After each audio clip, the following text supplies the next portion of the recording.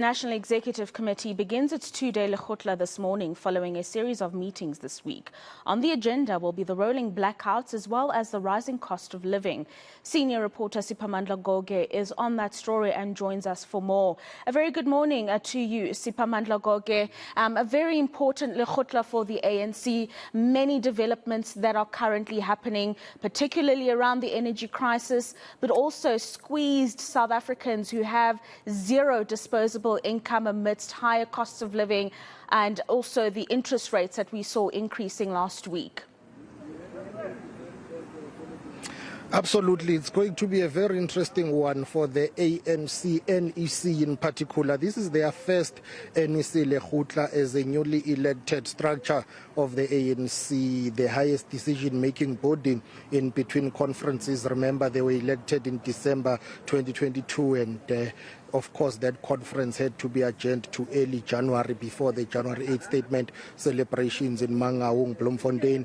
But today they are meeting for the first time as the NEC of the ANC in this lekgotla, which includes, by the way, their deployees to government. Because what will happen, this lekgotla will discuss important things, and top of the agenda will be the issue of the energy crisis. It doesn't matter what else they discuss. If they are unable to resolve the energy crisis that they have been struggling to resolve for many years, which happened under the ANC-led government's watch. So if they are unable to come up with clear solutions on how to address the crippling energy crisis, then this lekgotla will be a total waste of time. So what will happen today is the President of the African National Congress will address the NEC lekgotla. His address will focus on issues of energy crisis, unemployment, issues of crime. It will be a wide-ranging address, gender-based violence and stuff. So as we see more and more members of the NEC here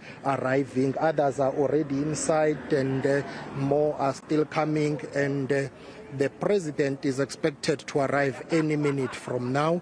And once the president arrives, he is due to address at exactly 10 o'clock. So security here is busy with preparations and ushering people in. Upon the president's arrival, then that lekgotla will get underway.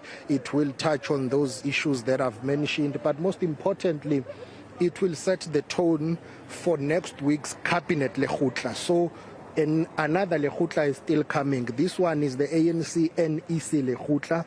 Then I think on Wednesday or next week there is another cabinet lekgotla now, which will include all those who are in cabinet. It will include premiers. It will include everyone basically. And that cabinet lekgotla will be looking at drafting or contributing to the address that the president will make during the State of the Nation address in Parliament.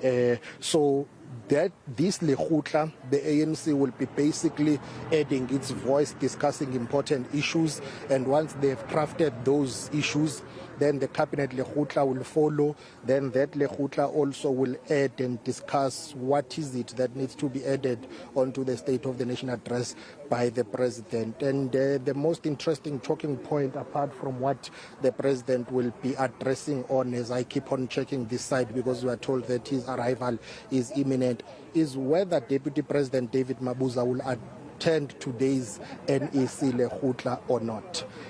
There are reports that he has resigned, making way for Paul Mashatile to be sworn in and eventually appointed or the Deputy President of the Republic of South Africa. But there's been no official confirmation from the presidency confirming that Mr. Mabuza has resigned. So many people will be paying attention on that aspect to say, is he attending today's NEC lekgotla? Will he be attending next week's cabinet lekgotla? If he is not seen here today, or if he's also not seen next week attending that cabinet lekgotla, it will indeed feed into speculation that he's on his way out. So that is where the status quo is at the moment, and this ANC NEC lekgotla is set down for 2 days, which is today, Sunday, and Monday. And also another speculation that is making the rounds is that the week that starts tomorrow is the most important one in terms of cabinet reconfiguration.